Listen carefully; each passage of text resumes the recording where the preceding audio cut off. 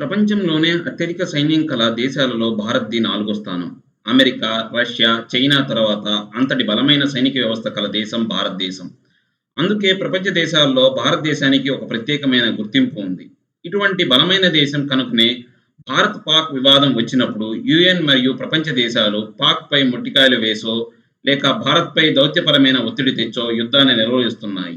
ఎందుకంటే భారత్, పాక్ యుద్ధం వస్తే భారత్‌ను నిలువరించే శక్తి పాక్‌కు లేదు. భారత్‌ను కొంతవరకు నిలువరించే శక్తి కల అమెరికా భారత్‌కు హిందూ మహాసముద్ర పరిసరాల్లోనే అతిపెద్ద వ్యాపార భాగస్వామి. ఆసియా ఖండంలో చైనా యొక్క ఆధిపత్యాన్ని నిలువరించి అమెరికాకు వెన్నుదండుగా ఉండే దేశం భారతదేశం మాత్రమే. ఇక రష్యా భారతదేశానికి ఉన్న అత్యంత విశ్వసనీయమైన మిత్రుడు. భారత్, రష్యా యొక్క మిత్రత్వం ఇప్పటిది కాదు.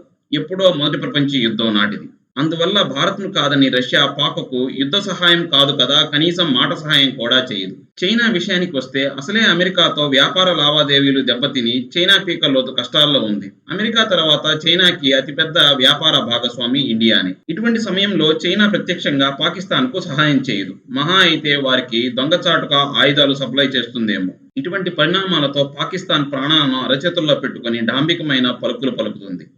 ఆర్టికల్ 370ని రద్దు చేసిన తర్వాత పాక్ సైన్యం ఎటువంటి కవ్వింపు చర్యలకు పాల్పడటం లేదు. దానికి కారణం కోల్డ్ స్టార్ట్ మిలిటరీ డాక్ట్రిన్. ఇది ఒక భయంకరమైన మిలిటరీ ఆపరేషన్. దీనిని పాక్ కోసమే భారతదేశం తయారు చేసిన ఒక దుర్భేద్యమైన మిలిటరీ ఆపరేషన్. దీని యొక్క పరిణామం ఎలా ఉంటుందో అనేది పాక్‌కు బాగా తెలుసు. అందుకే పాక్ సైన్యం యొక్క గుండెల్లో గుబులు పుట్టిస్తుంది ఈ కోల్డ్ స్టార్ట్ ఆపరేషన్. ఈ కోల్డ్ స్టార్ట్ అంటే ఏమిటి? దీన్ని ఎవరి హయాంలో ఎప్పుడు తయారు చేశారు? దీని యొక్క పరిణామం ఎలా ఉంటుంది? మనం ఇప్పుడు తెలుసుకుందాం. ఈ వీడియోలోకి వెళ్ళబోయే ముందు కింద ఉన్న సబ్స్క్రైబ్ బటన్‌ను ప్రెస్ చేయండి. నా నోటిఫికేషన్‌ను మీకు అందాలి అంటే పక్కనే ఉన్న బెల్ సింబల్‌ను ప్రెస్ చేయండి. ఈ కోల్డ్ స్టార్ట్ మిలిటరీ పద్ధతి 1974లో అప్పటి డిఫెన్స్ మినిస్టర్ జార్జ్ ఫెర్నాండెస్ యొక్క మాటల ద్వారా ప్రపంచానికి పరిచయమైన మిలిటరీ విధానం.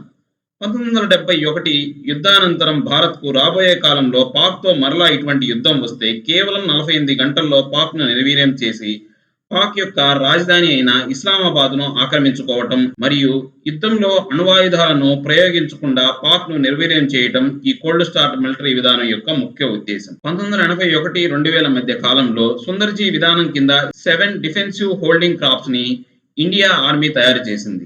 వీరి దగ్గర పరిమితమైన ఆయుధాలు ఉంటాయి. అంటే ఒక తేలికపాటి మిషన్ గన్, 2 11mm పిస్టళ్లు, ఒక చిన్న కత్తి ఉంటాయి. ఇంత గొప్పగా చెప్పుకొని పాక్ వెన్నులో వణుకు పుట్టించే సైన్యం చేతిలో ఇంత పరిమిత ఆయుధాలు ఏమిటి అనుకుంటున్నారా? అసలు కథ ఇక్కడే ఉంది. వీరి యొక్క ముఖ్య ఉద్దేశం పాక్ ఆర్మీ కదలికలను తెలుసుకొని తదనుగుణంగా పాక్ భూభాగంలోకి చొచ్చుకుపోవటమే ఈ దళం యొక్క ముఖ్య ఉద్దేశం.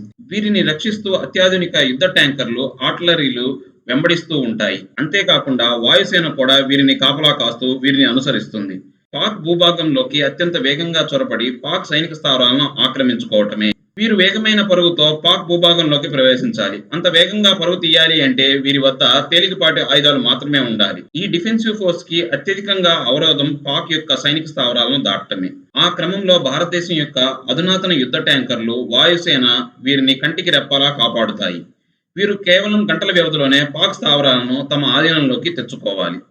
దీని ద్వారా పాక్ యొక్క సైన్యాన్ని నిర్వీర్యం చేయాలి. పాక్ భూభాగాన్ని ఆక్రమించుకోవటం వల్ల పాక్ డిఫెన్సివ్ లో పడుతుంది. దీనివల్ల పాక్ అణ్వాయుధాన్ని ప్రయోగించాలి అంటే తన భూభాగంలోని భారత్ సైన్యం మీదే ముందు ప్రయోగించాలి. లేకుంటే గంటల వ్యవధిలో ఆ పాక్ భూభాగం భారత్ సైన్యం ఆక్రమిస్తుంది. పాక్ అణ్వాయుధాన్ని తన భూభాగంలో ప్రయోగిస్తే తన వేలుతో తన కంటినే పొడుచుకున్నట్టు అవుతుంది.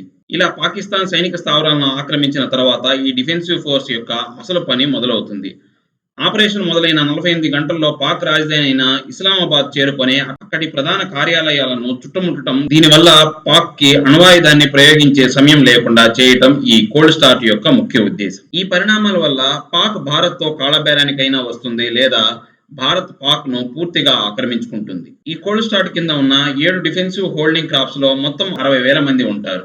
మరియు యుద్ధంలో అత్యంత భయంకరమైన అర్జున్ మెయిన్ బ్యాటిల్ ట్యాంక్స్ ఉంటాయి. అంతేకాకుండా భారత్ యొక్క వాయుసేన, అవసరమైతే నేవీ కూడా వీరి యొక్క సంరక్షణ కోసం వీరి చుట్టూ చక్కర్లు కొడుతూ ఉంటాయి. దీనితో పాటు అధునాతన radar system, unmanned war crafts, ఇలా అన్ని రకాలైన సేనలు ఈ యుద్ధంలో పాల్గొంటాయి. ఈ సేనలన్నిటికీ భారత్ ఎంతో కాలంగా శిక్షణ ఇస్తూ వస్తుంది.